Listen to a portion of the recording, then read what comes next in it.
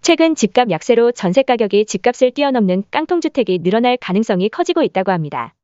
기준금리 인상, 글로벌 경기 침체 우려 등의 영향으로 매수세가 위축되면서 주택 경기가 침체되고 있어서입니다.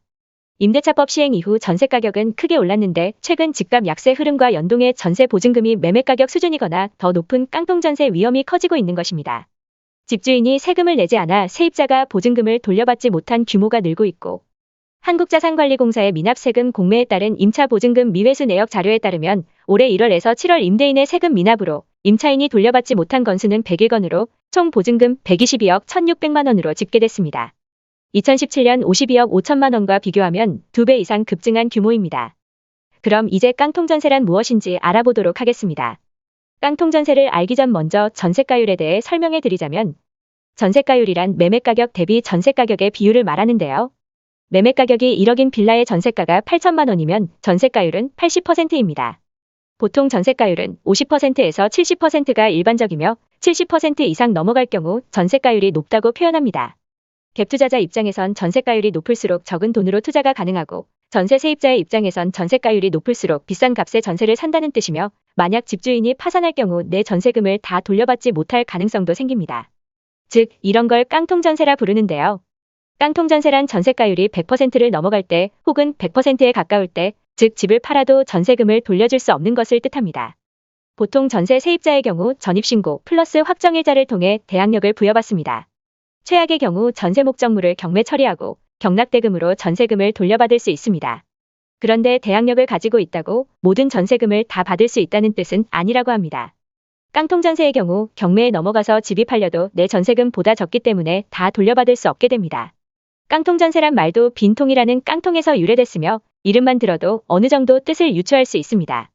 하지만 전세 세입자가 바보가 아닌 이상 집값보다 전세가가 높은데 전세로 들어갈 사람은 없어 보입니다. 그런데도 이런 일이 생기는 이유를 보자면, 첫 번째는 부동산 하락 시기 때문입니다. 부동산 하락 시기엔 사람들의 매매가 줄어듭니다. 그래서 전 고점 이후로 매매가 찍히지 않기 때문에 매매 가격을 알 수가 없는 겁니다. 그래서 매매가가 8억이라 7억에 전세로 들어갔는데 전세 계약 이후 집값이 6.8억으로 빠지면서 깡통전세가 되는 겁니다. 두 번째는 매매 자체가 뜸하기 때문에 매매 가격을 알 수 없는 경우도 많습니다. 특히 빌라의 경우 매매가 거의 없고, 있다고 해도 워낙 예전 가격이라 신뢰하기 어렵고, 부동산에서 요즘 호가가 얼마라며 말하기 때문에 그걸 믿고 전세로 들어가는 겁니다. 신축 빌라도 마찬가지로 매매 가격을 알기 어렵기 때문에 깡통의 단골로 등장합니다. 그래서 빌라의 전세가율이 높고 깡통 이야기도 자주 나온다고 합니다. 특히 깡통전세 사기 아니냐며 부동산에 항의하는 경우도 대부분 빌라 전세자가 많았습니다. 그럼 깡통전세는 과연 사기일까요? 엄밀히 따지면 정상적인 경우에는 사기가 아닙니다.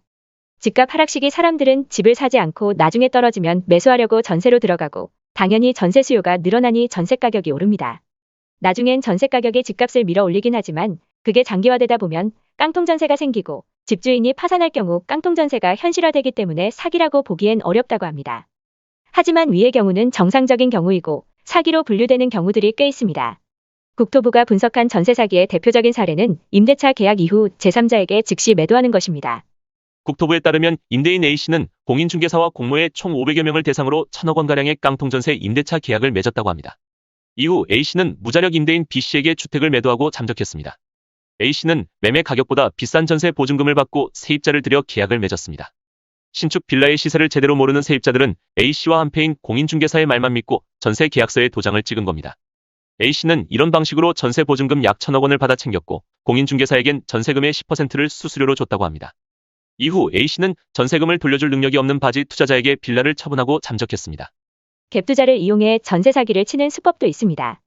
검찰이 서울 등에서 갭투자로 주택 수백 채를 임대하고 전세 보증금을 돌려주지 않은 혐의에 일명 세모녀 전세 사기 사건과 관련 피해자 136명을 확인했습니다.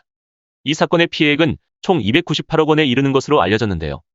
11일 법조계에 따르면 서울중앙지검 형사 8부 부장검사 김영석은 세모녀 가운데 무자본 갭투자자인 모친 A씨를 사기, 부동산 실명제법 위반 혐의로 추가 기소했다고 합니다. A씨와 공모한 것으로 조사된 분양대행업체 대표 B씨와 분양팀장인 C씨는 사기 혐의로 구속 기소됐고, 분양팀장 D, E씨는 같은 혐의로 불구속 기소됐습니다. A씨의 두 딸 F, G씨는 부동산 실명법 위반 혐의로 불구속 기소됐습니다. A씨는 2017년 12월부터 2019년 10월 명의신탁약정의 딸 F씨와 G씨의 명의로 빌라 136채의 소유권을 이전한 것으로 파악됐습니다. 분양대행업자들은 매매 수요는 높지 않은 반면 임대차 수요는 높은 중저가형 신축 빌라를 분양하면서 건축주에게 지급할 입금가를 미리 정하고 입금가에 무자본갭 투자자와 분양대행업자 등이 취득할 이익금을 더해 분양가를 선정한 것입니다. 분양대행업자들은 공인중개사 등을 통해 임차인을 모집하고 분양가와 같은 금액으로 임대차 보증금을 정해 계약을 체결하였고 임차인들은 계약 과정에서 임대차 보증금이 건축주가 취득할 입금가보다 고액이라는 사실과 임대차 보증금 일부를 무자본갭 투자자와 분양대행업자가 이익금으로 분배받는 사실을 고지받지 못했습니다. 이후 임차인이 임대차 보증금을 지급하면 건축주는 그 보증금에서 입금가를 취득하게 되고 무자본갭 투자자와 분양대행업자 등은 건축주로부터 수억 원대의 이익금을 취득했다고 검찰이 밝혔습니다. B씨는 이런 식으로 4억 7,200만 원을 취득했고 무자본갭 투자자인 모씨는 빌라의 소유권을 취득한 것으로 조사됐습니다. 결과적으로 임차인이 지급한 임차보증금 액수가 건축주에게 지급되는 실제 입금가를 상회하게 돼 깡통 전세가 발생할 수밖에 없는 구조입니다. 피해자들 중에선 사회초년생, 신혼부부 등 2030 세대가 많아 안타까움을 자아내고 있습니다. 악성 채무자가 명의를 빌려 세입자를 들인 뒤 보증금 떼먹기도 전세 사기에 동원되는 수법 중 하나입니다. 임대인 A씨는 악성 채무자로서 HUG 보증 가입이 금지돼 있어 임차인 모집이 어렵게 되자 B씨에게 주택을 매도했습니다. 지인 B씨 명의로 임대차 계약을 체결했고 이렇게 끌어모은 보증금을 세입자에게 돌려주지 않았습니다. 담보대출을 연체한 사실을 고지하지 않고 보증금을 편취한 사례도 있었습니다. 아파트 한 동을 통째로 소유한 임대인 C씨는 담보대출이 연체돼 은행으로부터 경매가 실행된다는 예고를 받았습니다. 하지만 공인중개사와 공모의 해당 사실을 숨기고 임차인 약 30여 명과 임대차 계약을 체결해 보증금을 편취했습니다. 이에 대한 네티즌들의 반응을 살펴보며 오늘의 부동산 뉴스를 마치겠습니다. 저렇게 사기치고 다녀도 되나요? 합당한 법이 개정됐으면 좋겠어요. 허술한 법의 틈을 노리는 사기를 근본적으로 없애야 한다.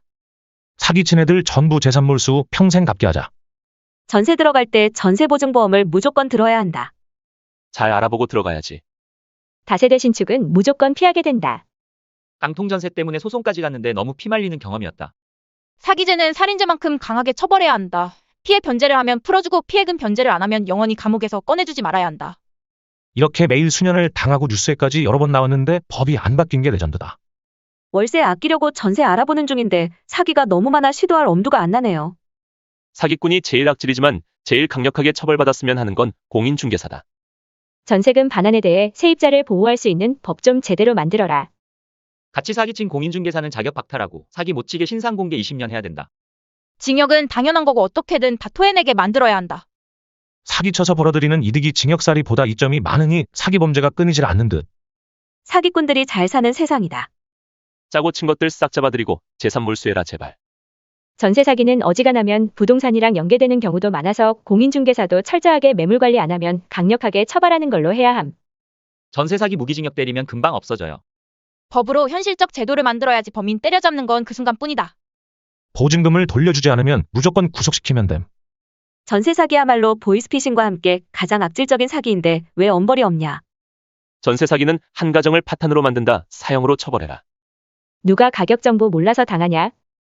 매매 가격의 80%가 넘는 전세 가격은 위험합니다. 전세가는 매매가의 최대 70% 정도까지가 적당합니다.